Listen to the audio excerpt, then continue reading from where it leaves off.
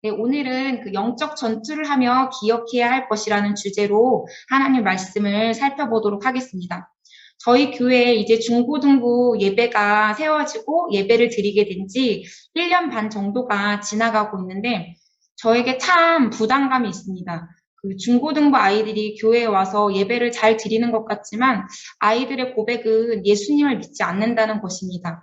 또 예수님이 계시는 것 같긴 하지만 나와 함께 하시는 것을 잘 모르겠다라고 고백합니다. 그렇기에 예배드리고 신앙생활을 하는 것이 우선순위에서 밀려 있습니다. 간식 잘 사주고 공감 잘해주는 그런 전도사가 아니라 아이들이 하나님의 자녀로 살아가도록 말씀을 잘 먹여야 하는데 참 어렵습니다.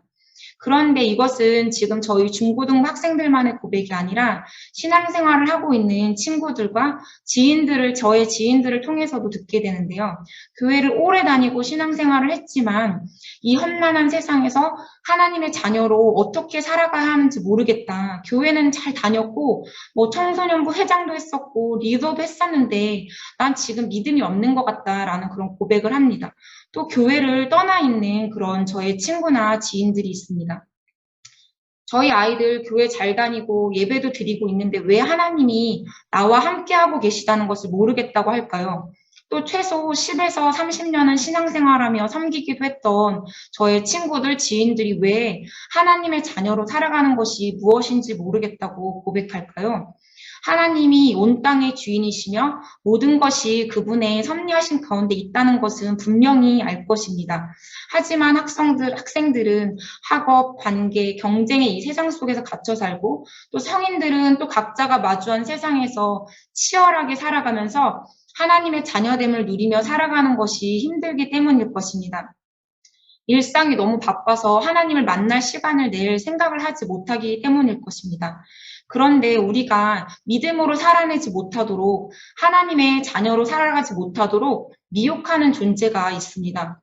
또 미혹하는 존재가 있다는 것을 알고 있지만 우리는 어느새 넘어지고 세상에 매여 하나님의 은혜를 누리지 못하고 살아갑니다.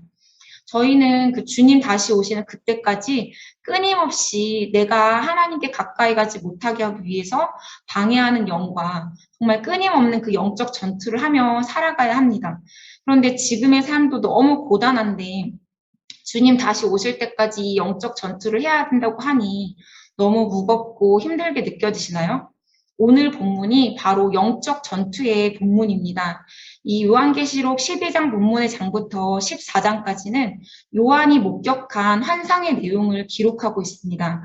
하나님께서는 요한을 통한 이 환상 비유를 통해서 재앙의 시대 속에 있는 성도와 교회를 향한 권면을 명확하게 말씀해주고 계십니다. 어떤 재앙의 시대이냐 하면요. 바로 재림의 때, 세상이 하나님의 심판으로 종결될 때까지 교회가 사탄의 세력과 끊임없이 전쟁을 벌여야 하는 그 시대를 말합니다. 우리가 영적 전투를 해야 하는 이 시대를 살아가며 기억해야 할 것들을 말씀을 통해서 세 가지로 살펴보도록 하겠습니다. 첫 번째로 우리를 미혹하는 이 사탄은 이미 패하고 하늘에서 내쫓긴 존재라는 것을 기억해야 합니다. 오늘 본문 말씀에서는 저희의 영적 전투의 대상인 강력한 용의 세력이 등장하고 있습니다. 그런데 이 용이 해산하는 여인이 아이를 잉태할 때까지 기다렸다가 태어나면 그 아이를 삼키고자 준비하고 있었습니다. 이 아이는 바로 예수님을 의미하는데요. 하지만 그 아이가 하나님 앞으로 올라가 그 아이를 결국 용은 삼키지 못합니다. 이 용은 온 인류를 구원할 그 예수 그리스도를 잡아 삼키기 위해 지키고 섰지만 철저한 하나님의 섭리하신 가운데 예수 그리스도는 부활하시고 승천하셔서 하늘 보좌에 앉아 계십니다. 오늘 그 읽었던 7절 말씀을 보면 하늘에서 전쟁이 일어났습니다. 천사장 미가엘과 그의 사자들이 사탄의 가장 우두머리격인 그 용과 그의 부하들을 대항해 싸움이 일어났지만 사탄과 그의 부하들은 싸움에 패하여 쫓겨납니다. 사탄은 어떤 존재입니까? 9절 말씀에 보면 온 천하를 꾀하는 자라고 합니다. 온 세상을 속이고 미혹하는 것이 사탄의 일이며 목표입니다. 가룟 유다의 마음에 예수 그리스도를 배반하고자 하는 마음을 넣었고요. 또 심지어 하나님의 아들이신 온 우주 만물의 진정한 왕이신 예수님께서 인간의 모습으로 이 땅에 오셨을 때 예수님을 시험한 자입니다. 그렇기에 사탄은 자신들이 내쫓긴 이 땅에서 자신의 목표를 달성하고자 믿음의 공동체인 교회가 또 하나님을 믿는 성도들이 하나님의 자녀로 살아가지 못하도록 활개를 치고 있습니다. 하지만 사탄은 하늘 전쟁에서 하늘의 천사들에게 패배한 존재입니다. 천사들에게 진 사탄은 예수님과는 더욱이 싸움이 될 수 없는 존재입니다. 사탄이 이 땅에서 교회와 성도들을 넘어뜨리려고 미혹할 수는 있지만 결정적으로 패배하여 하늘에서 내쫓긴 존재라는 것을 우리는 기억해야 합니다. 12절 말씀에 보면 자기의 때가 얼마 남지 않은 줄을 알므로라고 나와 있습니다. 최종 심판이 있기까지 자신들의 때가 얼마 남지 않은 줄 아는 이 사탄이 이 땅에서 교회와 성도를 잡아삼키려 할지라도 사탄은 이미 패한 존재라는 것을 기억해야 합니다. 그렇기에 아무리 세상에서 우리가 믿음으로 살아가지 못하도록 또 하나님께 가까이 가지 못하도록 우리를 두렵게 하고 무섭게 하고 기승을 부려도 이미 패했으니 두려워할 것이 없습니다. 너무 잘 아시는 그 존 버년이 쓴 철로역정 책이나 그 영화를 통해서 보면 순례자의 길을 가는 그 크리스천이 아름다움의 집이라는 곳에 들어가려고 하는데 사자들이 으르렁거리고 그 문을 지켜서서 달려들고 있습니다. 그래서 그 크리스천이 두려워서 그 집을 들어가지 못합니다. 길을 가지 못합니다. 그때 그 집의 문지기가 건너편에서 그렇게 용기가 없으니까 사자는 쇠사슬에 묶여 있으니 겁내지 마시오. 사자들은 거기서 믿음이 없는지 있는지를 가리고 있는데 그 길 한가운데로 오면 아무런 해를 입지 않을 것이오 라고 이야기를 합니다. 그 사자들이 금방이라도 그 크리스천을 죽일 것 같았지만 그 사자들은 묶여 있었습니다. 이렇게 우리가 하나님의 자녀로 살아가며 그 길을 갈 때 베드로전서 5장 8절 말씀처럼 우리를 잡아 삼키려고 두루 다니는 그 사자들은 묶여있는 존재입니다. 사탄은 이미 패한 존재이기에 우리는 믿음으로 하나님 자녀의 길을 걸어나가면 되는 것입니다.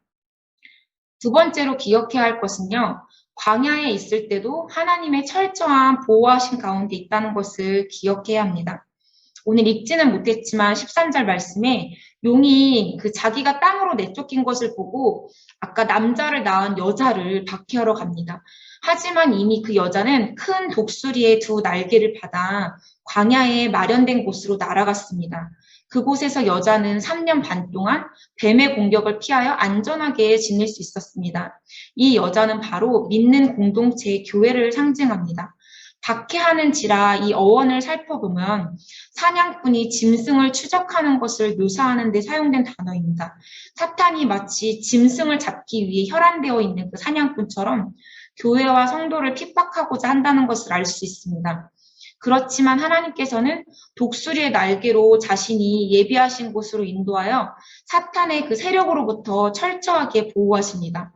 사탄이 그 여자의 뒤에서 입으로 물을 강같이 토하여 물에 그 떠내려가게 할지라도 피하기 어려운 환란을 마주하게 할지라도 하나님께서는 홍해의 위협 속에서 그 백성을 지키셨듯 교회와 성도는 하나님의 완벽한 보호를 받기에 사탄은 교회를 해할 수 없는 것입니다.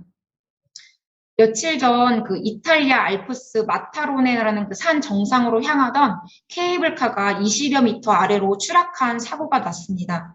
이 사고로 그 케이블카에 탑승했던 15명 중 14명이 숨지게 되었는데요. 바로 어제 기사에 보니까 유일한 생존자 1명이 있다는 것을 봤습니다. 그 케이블카 바로 그 5살짜리 아이였는데요. 그 케이블카가 추락하는 사고 당시에 그 아이의 아버지가 그 아이를 보호하기 위해 이 팔로 감싸 안았고 그 아이는 머리와 다리를 다쳤지만 지금 생존하여 치료를 받고 있다고 합니다. 이런 기사를 보면 정말 부모님의 사랑은 자식을 위해 생명도 아깝지 않은 사랑이구나. 그 사랑이 그럼 모두가 죽을 수밖에 없었던 위기의 상황에서 정말 한 생명을 살렸구나 이런 생각을 합니다. 그런데 여러분 우리도 바로 그런 사랑을 받은 자녀들입니다. 예수님께서 자신의 생명을 내어주시고 저희를 구원해 주셨습니다. 그리고 예수님께서는 지금도 내가 너무 견디기 힘든 광야에 있는 것 같다 할지라도 그 광야 안에 내가 있는 것 같다 할지라도 큰 독수리의 날개로 안아 우리를 보호하고 계십니다. 지금 내가 광야의 길을 가고 있는 것 같다 할지라도 그곳이 하나님의 철저한 섭리하심과 보호하심 가운데 있다는 것을 믿으시고 그 하나님의 품에 안기시길 바랍니다. 마지막으로 기억해야 할 것은요, 영적 전투에서 이긴 믿음의 선배들의 승리의 그 방법을 기억해야 합니다. 오늘 그 11절 말씀을 제가 읽어보도록 하겠습니다. 우리 형제들이 어린 양의 피와 자기들이 증언하는 말씀으로써 그를 이겼으니 그들은 죽기까지 자기들의 생명을 아끼지 아니하였도다. 아멘. 믿음의 선배들이 영적 전투에서 이긴 방법은 사람의 열심과 능력이 아니고 어린 양의 그 보혈과 말씀으로 이겼다는 것입니다. 죽음도 두려워하지 않고 영적 전투를 하며 끝까지 나아갔습니다. 오늘 본문 이제 읽지 못했지만 17절 마지막 말씀에 계속 실패를 반복한 이 용이 분노하여 이제는 여자의 남은 자손 곧 하나님의 계명을 지키며 예수의 증거를 가진 자들로 더불어 싸우려고 바다 위 모래 위에 섰다라고 합니다. 사탄은 자신이 패하고 내쫓긴 것에 분노하여 어떻게 해서든 교회와 성도에게 끊임없이 영적 공격을 할 것입니다. 저와 성도님들, 우리의 가족들을 하나님의 자녀됨을 누리며 살아가지 못하도록 끊임없이 미혹할 것입니다. 하지만 오늘 말씀을 통해 더 확신 있게 알게 된 것처럼 교회와 성도는 이런 공격 가운데에서 우리의 힘으로 싸울 수 없음을 알고 믿음의 선배들이 그러하였듯 예수 그리스도의 보혈과 말씀을 힘입어 나아가야 될 것입니다. 나를 위해 온 인류의 구원을 위해 자신의 하나뿐인 아들을 희생제물로 이 땅에 보내신 하나님 아버지의 그 사랑 가운데 거함으로 교회와 성도를 삼키기 위해 혈안이 되어 있는 그 사탄에게 미혹되시지 않기를 바랍니다. 주님 다시 오실 때까지 해야 하는 이 영적 전투를 하며 오늘 말씀을 꼭 기억하시기 바랍니다. 사탄은 이미 패하고 내쫓긴 존재입니다.